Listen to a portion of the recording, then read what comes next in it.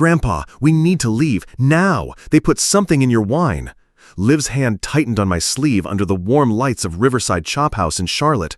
Lawyers were waiting upstairs. My glass kept refilling. The room had begun to tilt. I stood up. I trusted her. Riverside Chop House glowed, the way South End always does on a Saturday, amber lights. Linen so crisp it whispered, the bar clinking like a metronome. Our small family dinner filled a table for 10. Faces I barely knew asked about cap rates and lease terms as if they'd studied my portfolio on the ride over. Every time I glanced down, my Pinot sat at the same generous line. I didn't remember lifting the glass. Sam's smile had edges. "To family," she said, "to new chapters." Mike kept the toasts rolling, easy patter, eyes sliding past mine toward the stairwell. A server hovered just inside my peripheral vision, always near my glass, always ready.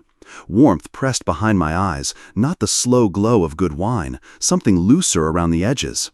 I steadied myself on a small thing, the etched ring around the salt cellar, tiny triangles marching in a circle. Focus on that, the room stops tilting. "Dad," Sam said sweetly, "don't rush out after the entree. The chef did a special dessert. 10 minutes. She nodded toward the staircase. "We also booked the private room upstairs, quieter for that little paperwork you mentioned." I hadn't mentioned any paperwork. 5 minutes, Mike added, laying a hand too close to my glass. "Couple of friends up there, great real estate attorneys. You'll like them." Across the table, Liv watched me like she was measuring wind against a candle. She leaned in, voice low and sure. "Don't drink that," she said. "Stand up." Her hand slipped to my sleeve. Her fingers were steady. Mine weren't. "Let's at least get you cake," Sam laughed, the pitch a shade too bright. "Everyone wants to say hello. It's a celebration." At the edge of the dining room, the manager, Anthony, his badge red, took everything in without making a scene. He tracked a server's path from the bar, glanced once at the ceiling camera, and moved on like nothing mattered. It did. "I'm getting some air," I said, voice even. Chair legs sighed. For a beat, the table froze, forks suspended, smiles stuck. Then the chatter rose too quickly, like a radio turned up to hide an argument. "Charlie, don't be silly," Mike called after me, light as oil. "We'll bring dessert to you. 5 minutes." Liv moved between his hand and my glass. "We're stepping out," she said, not a request. She threaded her arm through mine, the way she did when she was small and the world felt too busy, and we walked. We passed the bar, ice cracked in a shaker. The smell of seared steak and rosemary drifted over a low buzz of conversation. In the window glass, I caught our reflection, a tall man moving a fraction carefully, a young woman bracing him with more resolve in size. The warmth behind my eyes pushed again. Not age, I thought, not tonight. The host reached for the door. Cool air met us like a decision. Outside, the sounds reorganized themselves.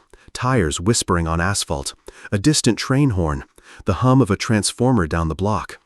Liv didn't stop at the curb. She guided me along the side of the building, beyond the bright rectangle of our table framed in glass. "Keep going," she murmured, out of their sight. The lot sloped a touch. My knees negotiated the angle with more care than they should have needed. I knew my body. I knew when it was carrying something it hadn't asked for. We slipped into the shadow between 2 SUVs. Metal cooled my palm. Liv pulled out her phone. The screen lit her face, steady and pale. "I'll get a taxi," she said, already tapping. "We're not going back in." "What did you see?" My voice caught a little on the way out. I breathed through it, slow and level. She looked toward the windows. Inside, Sam laughed too loudly. Mike's head tilted over his phone. A server cleared plates that weren't finished. Farther back, Anthony spoke to a bartender, his eyes flicking once to the camera dome above the bar. 2 minutes, Liv said softly, eyes on the rideshare countdown. "We leave first, then I tell you everything." A night breeze came up from the street, lifting the edges of her hair. I listened to it, to the train, to the small, ordinary music of a city that doesn't care who owns what. Somewhere behind the glass, someone moved toward the staircase I had not agreed to climb. I set my back against the SUV and let the cool air do its work. I had made a lifetime of decisions with a clear head and a pencil stub in a pocket notebook. Tonight, the only decision that mattered was simple. I trusted my granddaughter. The headlights of an approaching car washed across the lot and turned toward us. The taxi rolled to a stop, headlamps cutting a clean line across the asphalt. Liv opened the rear door and guided me in, one palm steady at my elbow. She hit the 911 call before her seatbelt clicked. "Charlotte 911, what's your emergency?" "My grandfather was drugged at Riverside Chop House in South End," Liv said, voice crisp. "He's 69, he's lightheaded, we need a forensic blood draw." "What time was his last drink?" the dispatcher asked. "Within the last 15 minutes, I said. My own voice surprised me calm, but thinner at the edges. Wine that kept refilling without me asking. "Proceed to Atrium Health Carolinas Medical Center. Officers will meet you there. Do not consume food or drink. We are notifying units to secure video and the tableware at the restaurant." Liv's thumb pressed end. She turned to me. "No water," she said. "I know. It kills evidence." Outside, South End slid past the glow of patios, cyclists under string lights, a couple arguing softly as we paused at a red. I pulled my pocket notebook and did what I've done my whole life when something goes sideways. Wrote it down. 8:57 p.m., left table. 9:01, 911. 9:03, headed to CMC. My hand wasn't as steady as the pencil. "Tell me what you saw," I said, keeping my breath slow. Liv kept her eyes on the city sliding by. "Later, after we lock the evidence, Grandpa, I'm sorry I didn't get to you sooner." "You got to me in time," I said. The warmth behind my eyes pressed again, receded. Not wine, something else. We hit the ER bay at CMC, fluorescent bright after the restaurant's amber. A triage nurse met us at the door, already briefed. "Mr. Turner, this way. We're doing a forensic draw. No water, no rinsing. A room, a cuff, a tray.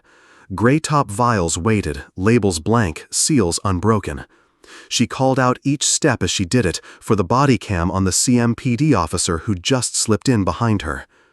"Time is 21:09, she said, glancing at a wall clock. "First draw. Labeling with patient, date of birth, time. Sealing, chain of custody form." She handed me a pen. "Sign here confirming you witnessed the labeling and sealing." The officer signed beneath me, printed Bennett, CMPD. They took a second set 10 minutes later, a baseline and a slope for whatever was in me. A doctor explained they'd run a broad sedative screen and lock the rest for the lab. His words came in clean, clipped lines, a good doctor on a busy night. I heard them and also heard, underneath, the quiet throb of the ER, the rubbery squeak of soles, the beep of a monitor down the hall, the dry rustle of a curtain pulled and set. Officer Bennett took my statement while the nurse labeled tubes. "Any recent disputes?" he asked, not unkindly. "Family," I said. "My daughter and her husband, money, 2 days ago." I described the vandalism, red paint, a broken mailbox, and the neighbor who'd heard an expensive engine at 2 in the morning. I gave names. Samantha Turner, Michael Hayes, Riverside Chop House, private dining room upstairs. They said there were attorneys they wanted me to meet. "Did you see anyone touch your glass?" Bennett asked. I saw a hand near it. I saw a smile that didn't reach eyes. I saw a manager's name tag that read Anthony and a glance toward a ceiling camera. I saw enough to know the room wasn't my friend. His radio cracked. "Unit 12 en route to Riverside," a voice said. "Advise manager to preserve table and barware. Request immediate copy of relevant video. System may overwrite at midnight." Bennett looked at me. "Do you know the manager's name?" "Anthony. Vega, I think," I said. He watched, quietly. "That helps," he said, already tapping notes into a tablet. "We're dispatching a unit to ask staff to hold your table, the bottle, and your glass. We'll need video from the bar and dining room tonight's date, 19:30 to 21:15. If that DVR cycles tonight, we can't afford to wait." The doctor returned with the first strip of preliminary results. "The screen flags a sedative class," he said, careful not to overreach. "We'll confirm specifics at the lab. The important part is we have your blood within the window." The window, the hour that makes or breaks the clean line from act to evidence.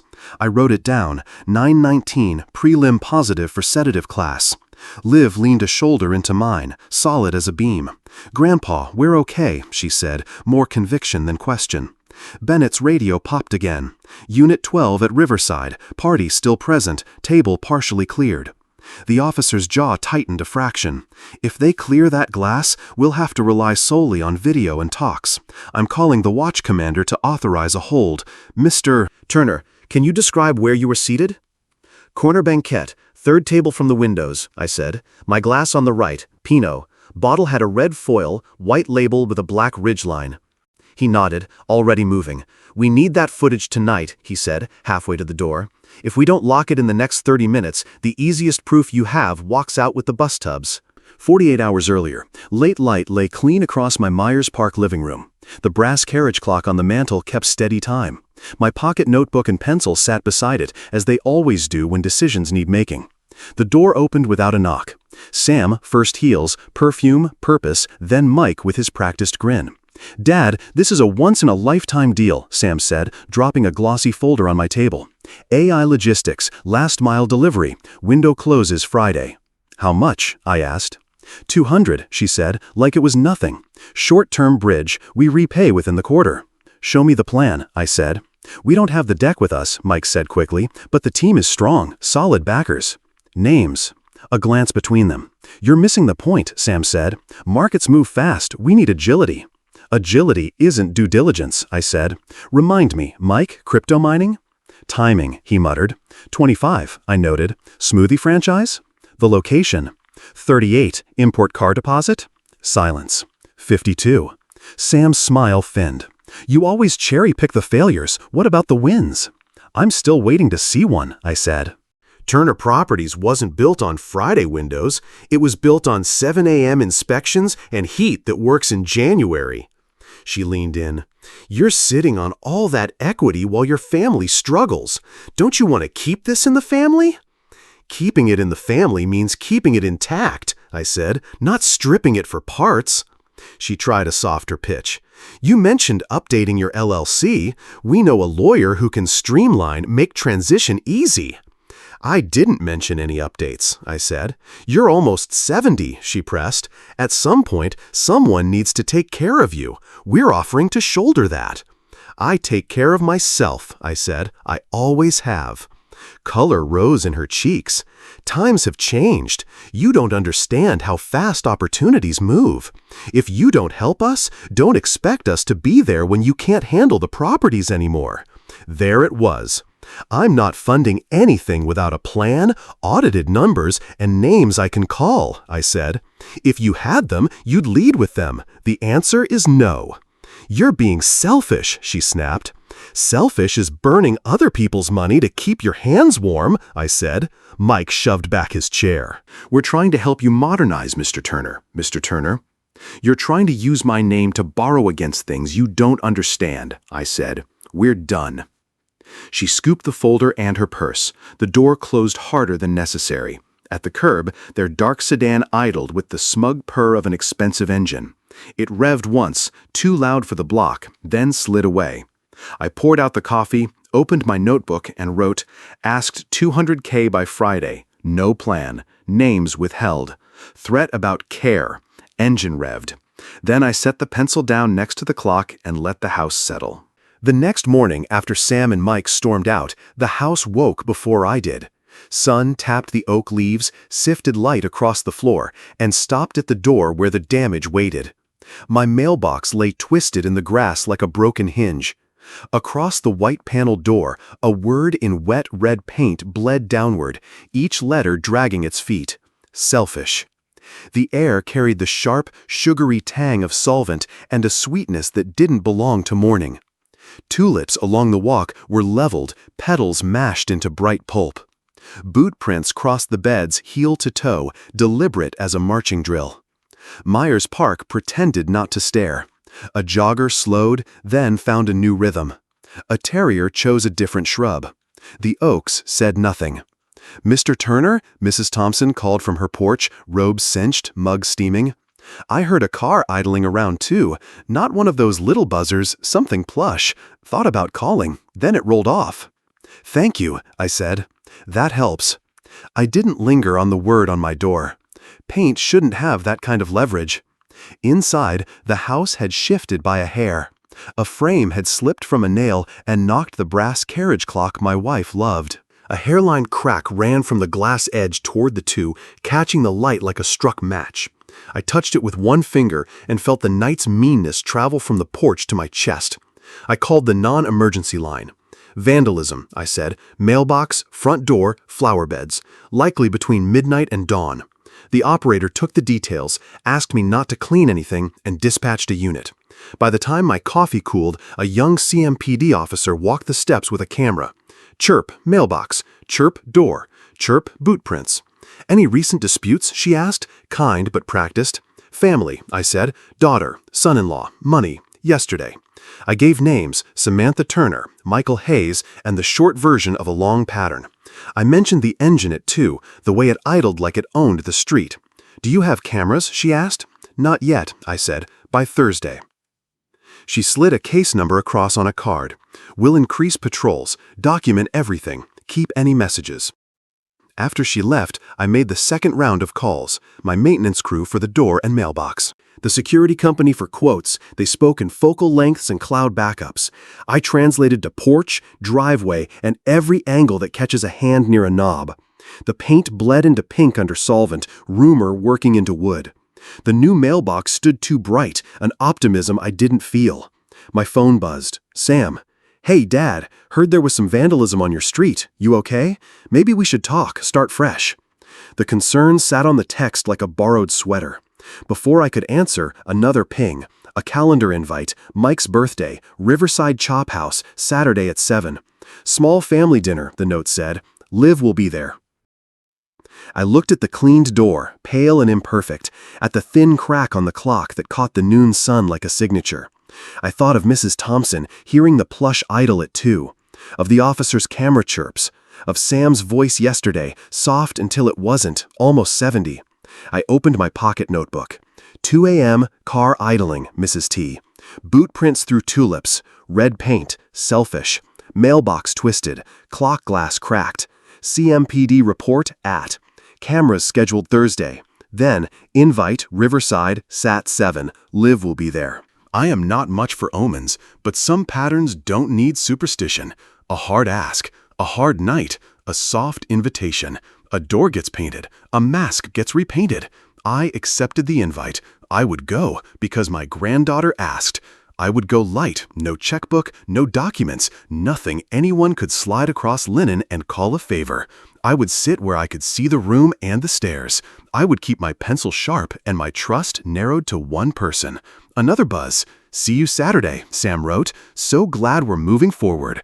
I ran my thumb along the clock's thin crack. Forward is a matter of direction, not intention. Back in the present, 2 days after the ER, one long night of notes, I sat across from Sarah Johnson with Little Sugar Creek flashing silver beyond her window. Monday light turned her desk into grid lines. Order. Exactly what I needed. We secure the house before we chase the thief, she said. Asset protection first. In minutes, dual authorization on transfers, alerts over 1,000, a temporary hold on membership interest changes, notices to registered agents. I signed a self-imposed rule, no structural moves for 30 days without counsel. The scanner chimed. Each chime felt like a latch set. Now, the people, Sarah said. You mentioned a veterinary sedative. Emily Parker, I said. Liv told me last night she overheard her mother on the phone weeks ago with a vet clinic friend named Emily, helpful with prescriptions. The name clicked when we started listing access points. Good, Sarah said. Clinic logs don't lie. We'll subpoena controlled substance records and text history. Have Liv memorialize what she heard, date, time, phrases in a signed note. And the papers waiting upstairs, she asked. David Reed, I said. Sam calls him a lawyer who streamlines transitions. He's fast, loose. We'll demand any drafts with your name and the metadata trail. She didn't look up. The architect of the grab? Rob Lewis, financial planner with a nose for other people's equity. We'll put a PI on all 3, Sarah said. Phones, emails, patterns. No accusations, only documentation. She paused. Sam. Debt, I said, balances that never drop, a car leased to be seen in, private school payments, conferences that look like vacations, a staged house with deferred repairs. She plans in future tense. She's afraid of being ordinary. Not an excuse, a map. Fear explains, Sarah said. It doesn't legalize. She slid new forms across. You said she holds your medical POA. Only medical, I said, not anymore. I revoked it and named 2 trusted friends in sequence, signed HIPAA releases and a physician notice. Necessary and clean. The scanner chimed again. Victims, she said, if she's been skimming elderly clients, daylight, carefully. I made a list, I said, handing over 18 names with odd account shifts gathered from public filings and years of coffees. She read, and I saw the pattern land. Anonymous packets, she said. Pure documents, no adjectives. Let audits do the talking. The DA wants facts, not fireworks. I'm building a record, I said. Then let's build. By the 3rd pot of coffee, we had a plan measured in hours, not months. My phone hummed with a Charlotte number I didn't know. I answered. Mr. Turner, Anthony Vega, Riverside Chop House. Restaurant noise ghosted behind his voice. We retain footage for 30 days. The bar cams mirror to a backup. I pulled Saturday's window before it could be wiped. Does it show the glass? I asked. It shows hands, he said, and timing. Come with your attorney. We'll do this by the book. I looked at Sarah. She was already packing her bag. Chain of custody, she said. Affidavit from Mr. Vega. Exact timestamps. Export hash. We walk it straight to the DA. On the way out, I tucked my pocket notebook into my jacket. Names and arrows filled the newest page. Emily, clinic logs, texts, source lives overheard call. David, drafts, metadata. Rob, proposals, client lists. Sam, orchestration, bank movements. Mike, proximity to glass, video. I have lived by ledgers, not hunches. Ledgers built my life. Ledgers would defend it. We hit the elevator. The doors slid closed. For the first time in days, the world tilted in my favor. Anthony met us at the side entrance, keys in hand, eyes clear. Office is this way, he said, threading us past prep noise and the low thunder of a dishwasher. Since Saturday, no one's touched the system but me. His back office was barely larger than a closet.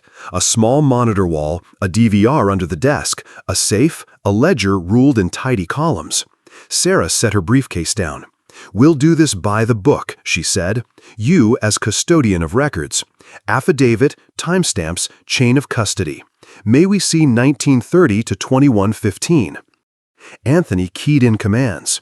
The screen split. Top left, the bar. Top right, a wide dining suite with our table. Bottom, a view of the stair landing. He scrolled to 2417. There I was, my glass on the right, Pinot catching the light. The server set the bottle down and walked away. At 24:04:23, Mike's hand drifted into the edge of frame, palm, wrist, a still beat over my glass, then a small flick of movement and his hand withdrew. The dining camera caught Sam watching him, her face smoothed into politeness. Back 5 seconds, Sarah said, quarter speed. We watched it again. The proof sat in numbers burned into the corner of the screen. System logs? She asked. Anthony opened them. User sessions, access times, the NTP sync at the top of each hour. Camera 4 is 2 seconds fast, he said. I'll note the offset. Sarah called Officer Bennett on speaker. We're at Riverside with the manager. We have relevant footage. Please supervise export and seal the media. 5 minutes, Bennett said. Don't export until I arrive. We'll hash on site. Anthony placed a new USB 3.0 drive, still in sealed plastic, on the desk. I keep a few for civil subpoenas, he said. Didn't expect to use one this week. Bennett arrived with a small kit. Evidence bags, tamper tape, a write blocker, forms. He took Anthony's statement, full name, title, custodianship, then had Sarah draft an affidavit.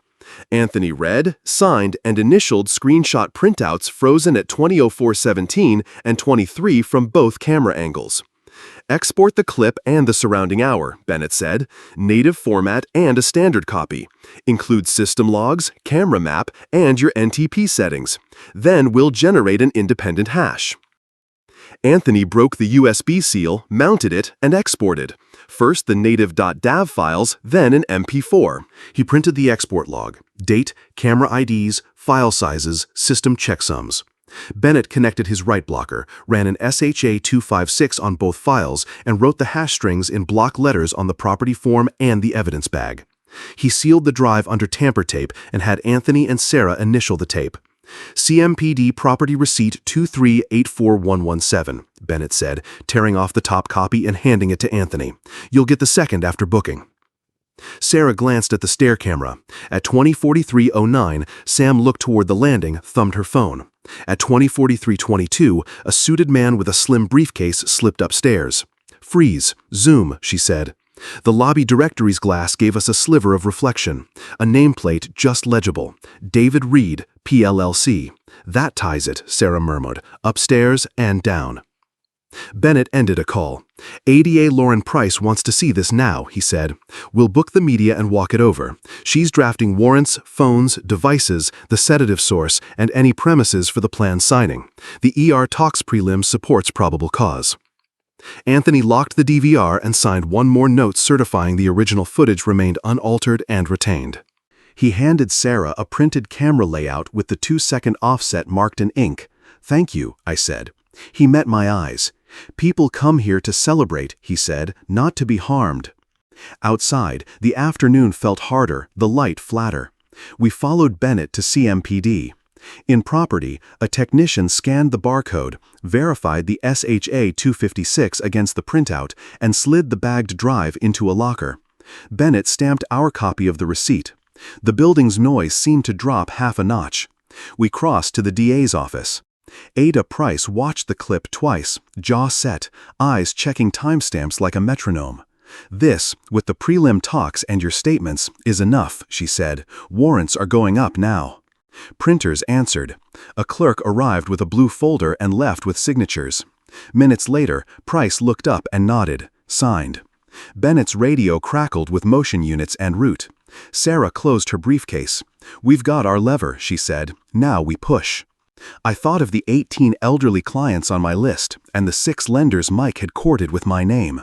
The truth is heavy, but it travels. Tonight, I said, we send the packets. By dusk, the packets were lined up on my table, 18 for Sam's elderly clients, 6 for Mike's lenders, no adjectives, only copies, statements, transfer trails, signatures that didn't belong. The courier scanned each envelope and left. Gravity was set. The phone rang at 5:41. Mr. Turner, Margaret Chen, I received documents showing withdrawals I never authorized. I told her to call Pinnacle's compliance line, request an emergency audit, and pull 18 months of history. Others are calling, she said. They were. A retired teacher, a widower in Ballantyne, a Navy vet in Mint Hill, each with the same pattern. I logged names, times, referrals, compliance, CMPD financial crimes, ADA Price's office. Harold checked in. Need hands? Not yet, I told him, but I might route vendor calls his way. At 6:42, a lender called, brisk, a line of credit tied to my guarantee. They were calling the note. You should, I said. You aren't the only one. By 7, Pinnacle suspended San pending audit. An internal memo urged her clients to schedule reviews. A cautious headline appeared online. Local advisor faces questions after clients flag discrepancies. I ignored blocked numbers. CMPD moved fast. Bennett texted, executing warrants now. 15 minutes later, in custody. Ada Lauren Price called, calm, phones and devices seized. The veterinary clinic is cooperating. We have a preliminary sedative paper trail. We'll take Liv's statement tomorrow on what she overheard and what she saw at dinner. You did the right thing. Liv stood at the island, hands around a glass she didn't drink. Her phone lit. Samantha Turner. It rang, stopped, rang again.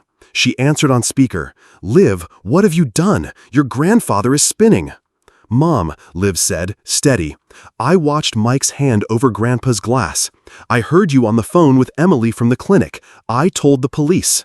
Silence. Then the turn. You think you're better than me? You've destroyed your family. You did that, Liv said. The line clicked dead. She wrote the call's gist in my notebook, time, phrases, and signed. At 9:12, a courier brought a single envelope from the jail. Sam's handwriting. I am sorry for what we tried to do. You were right. Please take care of Liv. No excuses. Only the sentence she wouldn't say in my dining room. I filed it with the record. Outside, Myers Park was ordinary. Inside, the truth had started to move on its own.